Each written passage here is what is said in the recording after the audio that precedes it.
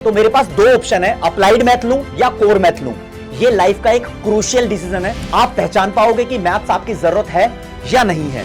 Simple सी बात दोस्तों, 10वीं क्लास तक अगर आपने देख लिया कि मैथ्स में आपकी बत्ती गुल है, हाथ कमजोर है, आप जीरो हो, कि जब हम कोर्स करते हैं सीए, सीएस और सीएम में, इसके अंदर भी तो मैथ्स की जरूरत नहीं होती। एसीसीए की स्टडी में, सीएमए की स्टडी में कहीं ना कहीं मैथमेटिक्स वाले बच्चों को प्लस पॉइंट मिलता है। Hello guys, class 11th commerce में आपका हार्दिक स्वागत है। और यहां पर आने के लिए बच्चा पहले बहुत ज्यादा कंफ्यूज होता है, सोचता है कि मेरे को कॉमर्स में मैथ्स लेनी है या नहीं लेनी। और अगर जब सोचता है कि लेनी है तो मेरे पास दो ऑप्शन है, अप्लाइड मैथ लूं या कोर मैथ लूं। ये लाइफ का एक क्रूशियल डिसीजन है। इसके हिसाब से आपके करियर डिसाइड हो सकते हैं। बहुत कम टाइम में आपको ये डिसीजन लेना पड़ता है, तो मैं आपको स्टेप बाय स्टेप बिल्कुल सीरियस लेवल पे गाइड करूंगा और आप पहचान पाओगे कि मैथ्स आपकी जरूरत है या नहीं है। सिंपल सी बात दोस्तों, 10वीं क्लास तक अगर आपने देख लिया कि मैथ्स में आपकी बत्ती गुल है, हाथ कमजोर है, आप जीरो हो, तो कतई मैथ्स मत लेना।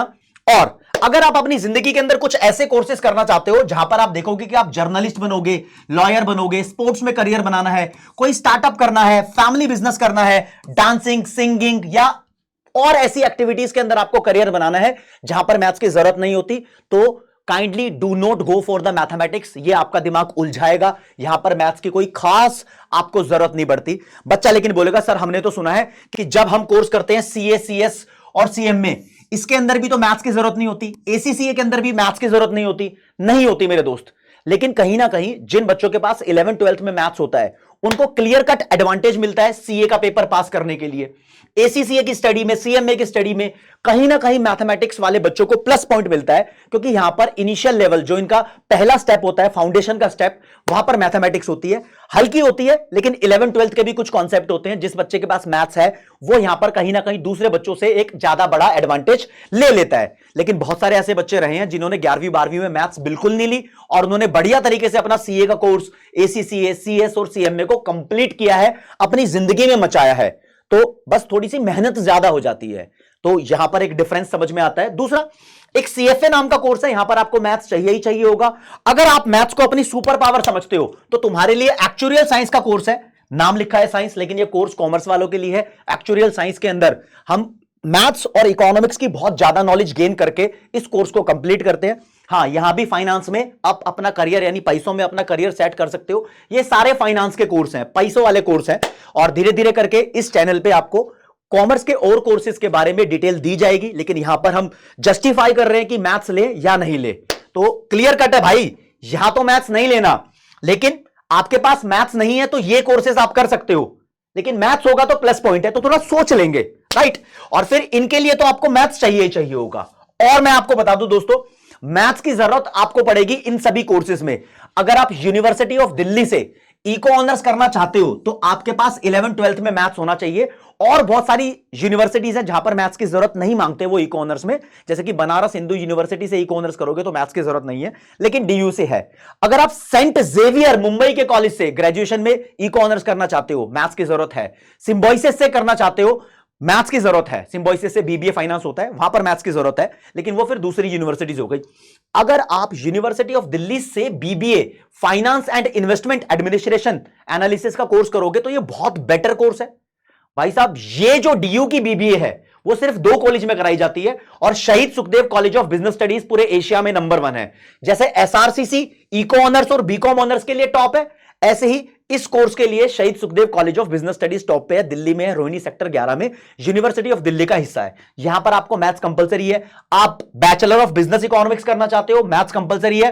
बैचलर ऑफ मैनेजमेंट स्टडीज करना चाहते हो, मैथ्स कंपलसरी है। लेकिन आप बीबीए का कोर्स किसी दूसरी यूनिवर्सिटी से करोगे तो बहुत सारी यूनिवर्सिटी बोलती है 11th 12th में मैथ्स होना जरूरी नहीं है। लेकिन if you are targeting DU तो आपके लिए मैथ्स बहुत जरूरी है। मैथ्स ऑनर्स, स्टैटिस्टिक्स ऑनर्स के कोर्स ने बहुत मचाया हुआ है, मैथ्स जरूरी है।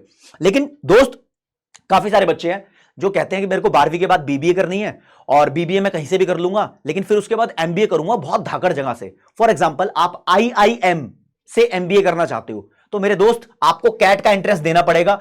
इस एंट्रेंस में साइंस वाले स्टूडेंट भी पार्टिसिपेट करते हैं, बहुत बड़े लेवल का कंपटीशन होता है। काफी सारे बच्चे जीमेट का एंट्रेंस देकर एमबीए के लिए प्रिपेयर करते हैं। यहां पर जिसके पास मैथ्स होता है उसके पास क्लियर कट एडवांटेज होता है। लेकिन बच्चा बोलेगा, सर ठीक है हमें समझ में आ रहा है कि मैथ्स नहीं है हमारे पास तो लिमिटेड करियर ऑप्शन है, मैथ्स है तो बहुत सारे करियर ऑप्शन है, यह बात तो समझ में आती है। लेकिन दोस्त आपके पास अगर लग रहा है ना वाकई में कि मैथ्स मेरे से नहीं होगा, मैं पास ही नहीं हो पाऊंगा, मेरे 10th क्लास के अंदर आए थे 33 40 45 नंबर, तो ठीक है मैथ्स नहीं है, मत लेना। लेकिन अगर किसी बच्चे के, मैंने देखा है कि मैथ्स में 48 46 52 नंबर थे, उन बच्चों ने सीए फाइनल एक बार में क्रैक किया है, सीए बन गए हैं।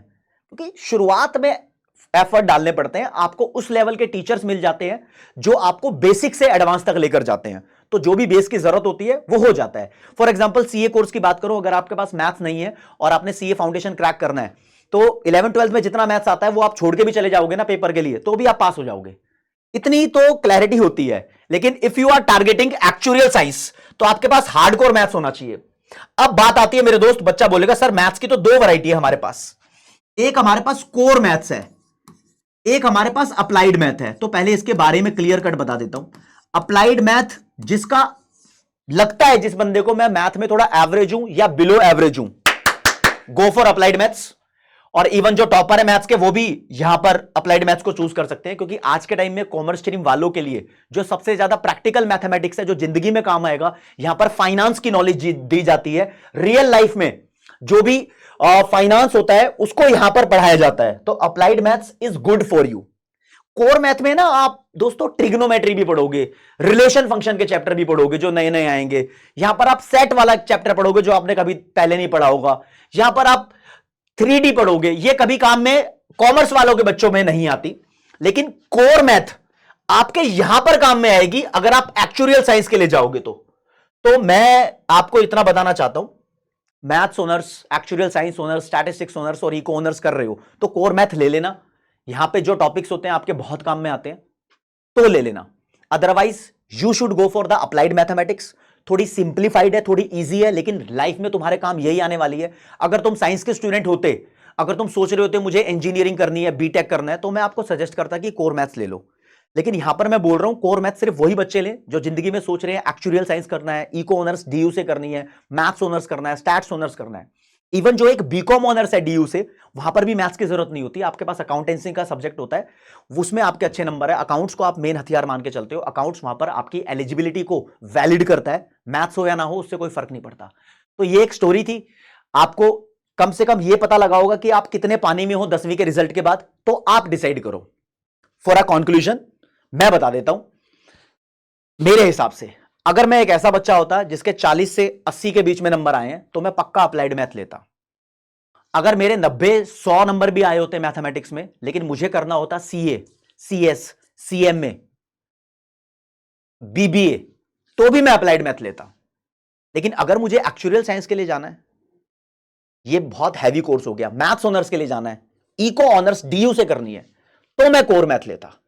तो बस ज्यादा फर्क नहीं है, कोर मैथ अप्लाइड मैथ दोनों की वैल्यू बराबर है जिंदगी में। आगे आपसे कोई पूछेगा 12th में तुम्हारे पास मैथ था या नहीं था, तो बस हाँ या ना पूछेगा। अप्लाइड मैथ कोर मैथ की डिस्टिंग्विश नहीं होती आगे जिंदगी के अंदर, आपको क्लैरिटी होनी चाहिए। आई होप ये वीडियो आप लोगों के लिए फ्रूटफुल रही होगी। आगे आपके करियर की गाइडेंस के लिए ये चैनल पूरा डेडिकेटेड है और आप लोगों के लिए बढ़िया तरीके से और ज्यादा यहां पर वीडियोस लेकर आई जाएंगी। मैं कमेंट सेक्शन में पूछना चाहूंगा कि आप क्या प्लान कर रहे हो, आप मैथ्स लोगे या नहीं लोगे, प्लीज मुझे बताओ, ताकि अपनी ऑडियंस को मैं भी बहुत अच्छे से जान पाऊं। और अगर आप मैथ्स लेने का प्लान कर रहे हो तो कौन सी मैथ्स, और आप मुझे यह भी बताओ कमेंट सेक्शन में कि कौन से करियर के ऊपर एक डिटेल्ड वीडियो आप सबसे पहले चाहते हो। मेरी तरफ से इतना ही। जय हिंद, जय कॉमर्स, नमस्कार, धन्यवाद।